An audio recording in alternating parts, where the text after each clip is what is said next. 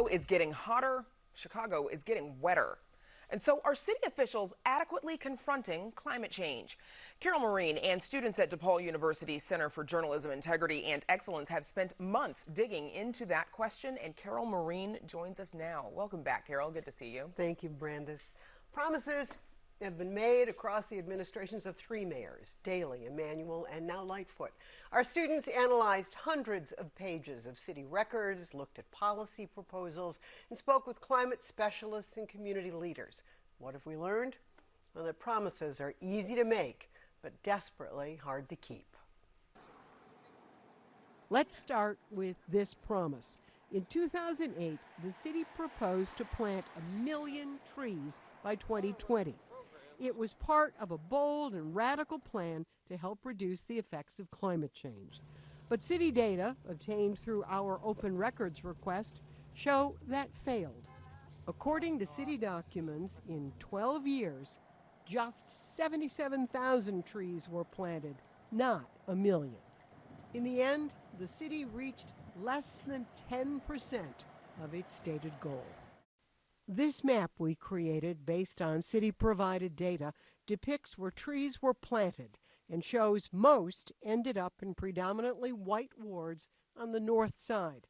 The least number of trees were planted in the predominantly Hispanic 22nd Ward on the southwest side, which includes Little Village.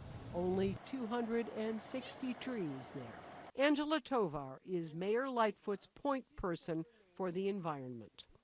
So if you are a homeowner, you can call 311 and request that a tree is planted in your community. Typically, more affluent communities have used that resource the most. Perhaps the program or the visibility of the program wasn't applied equitably in the past. We have the opportunity to change that. In 2008, Mayor Richard M. Daley unveiled the Chicago Climate Action Plan. 60 pages of objectives aimed at reducing greenhouse gas emissions and flooding, in part by planting those 1 million trees. The goals were, I'd say a lot of them were dashed. SUZANNE MALEC-MCKENNA was a co-author of the 2008 plan. We had 72 actions amidst 5 different categories, like renewable energy, waste and industrial pollution. She eventually became the city's Commissioner of Environment in the Daley administration, overseeing the Climate Action Plan. But that kind of came to a crashing halt when the new mayor came along. The new mayor was Rahm Emanuel, who eliminated the city's Department of Environment, arguing there were more fiscally sound and efficient ways to address climate change, including, he told us, shuttering coal-fired plants by using other existing city departments. But environmental activist Kim Wasserman says her community is frustrated by every mayor, from Daley to Emanuel and now Lightfoot, when it comes to comprehensive environmental policy.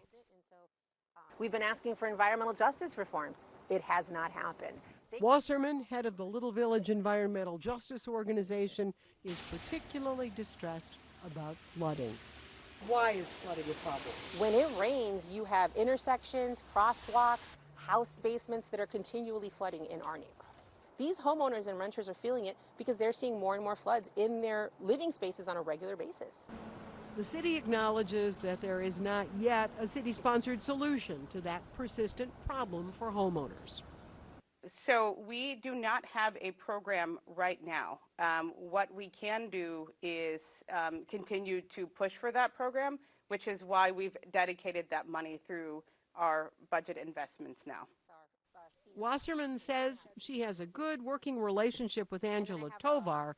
Nonetheless, They can hear us all they want, but whether or not they take action on what we say is a completely different thing. We want to work with community members and leaders to really evaluate how we can best serve people on the environment.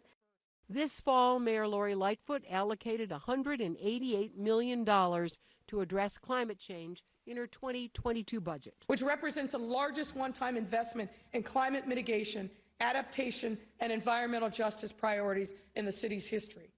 Front and center in that new budget are trees, as it was in the Daley administration.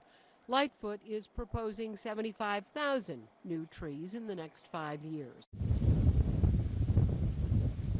Still, there are many other climate challenges. In late October, the city was battered by high winds and heavy rain. Many scientists worry Chicago is getting wetter and warmer, increasing the likelihood of environmental extremes. Near term, it's flooding and heat waves that really worry about. The University of Illinois' Don WUEBBLES is one of the country's top climate scientists. There's no question. This is one of the most important issues facing humanity, and Chicago needs to know how to deal with its future. We could have 30 days of 100-degree temperature and 90 days of 90-degree temperature by 2070. That's, right? Imagine that on our region, right? More air conditioning. There's all these different issues. Mayors come and go, and so do ambitious plans. But scientists say if environmental policy does not become environmental law, the effects of climate change will only worsen. I don't know whether planting 1 million trees is the right goal or not. That's not the point. But we need to have a series of goals that allow us to meet those mitigation and adaptation responses that we need to be doing. Are you optimistic? Pessimistic? I seriously believe that we as humans know how to deal with serious problems. We've shown that in the past. Sometimes we have to be kicked hard to do it. In September, Governor Pritzker signed a new state law to eliminate carbon emissions by 2050. Mayor Lightfoot has added her name to a regional climate change initiative. Brandis. And Carol, Mayor Lightfoot campaigned on restoring the Department of the Environment. Where does that stand?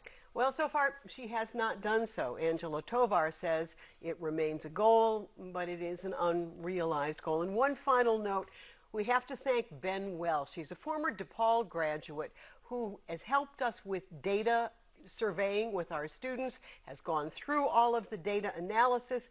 Ben is a Pulitzer Prize winning data specialist from the LA Times. We're lucky to have him helping us at DePaul. Excellent. Congratulations to Ben. And as always, good to see you back in studio. Thank you.